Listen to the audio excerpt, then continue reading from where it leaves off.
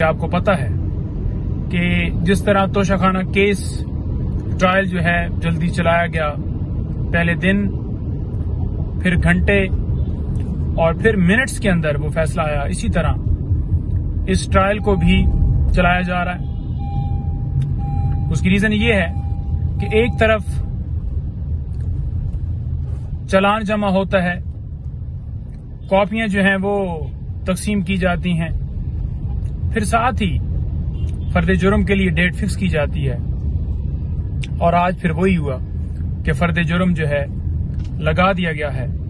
और दूसरी तरफ अगर देखा जाए तो इमरान खान साहब की जो बेल थी, जो जमानत थी इस केस के अंदर, वो अभी स्टिल जो है फैसला महफूज है।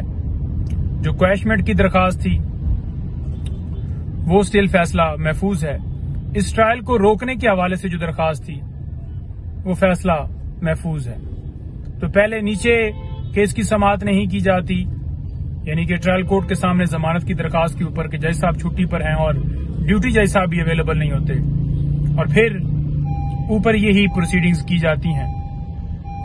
ये है इंसाफ का निजाम हमारा कि एक तरफ इश्तिहारी मुजरिम जो अदालत से मेडिकल की बुनियाद के ऊपर बाहर गया और वापस नहीं आया, और 4 साल बाद वो वापस आ रहा है और बाहर बैठे हुए उसे जमानत 420 सेकंड के अंदर दे दी जाती है। और दूसरी तरफ एक बेगुनाह बेकसूर हमारी कौम का हीरो जिसको अंदर जो है डाल दिया गया है और उसकी जमानत के ऊपर, उसकी क्वैशमेंट के ऊपर फैसला जो है वो दिया नहीं जा रहा, और ट्रायल को जल्दी से जल्दी कंक्लूड करके सजा की तरफ लेकर जाना चाह रहे हैं। तो मैं तो ये समझता हूं कि आज जो है फर्द जुर्म लगाने की भी जरूरत नहीं थी, सीधे ही फैसला जो है वो हाथ में लिख कर दे दिया जाता कि ये आपको सजा है, क्योंकि जो फेयर ट्रायल है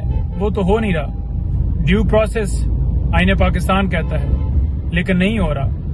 ये इस तरह से सीक्रेट तरीके से कार्रवाई जेल के अंदर चलाई जा रही है जिसमें न कभी गिरफ्तारी का हमें पता चला, न कभी रिमांड का पता चला, और इसी तरह से एक बंद कमरे के अंदर छुपाकर, कौम से छुपाकर, मीडिया वालों की एक्सेस नहीं है, लॉयर्स की प्रॉपर एक्सेस नहीं है, तो छुपाकर ट्रायल किया जा रहा है।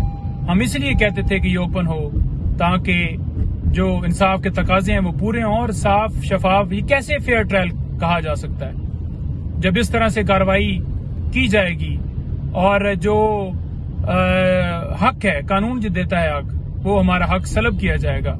तो फिर कैसी उम्मीद इस निजाम से, इन अदालतों से जो है हम कर सकते हैं। तो ये आज की प्रोसीडिंग है जी। Thank you.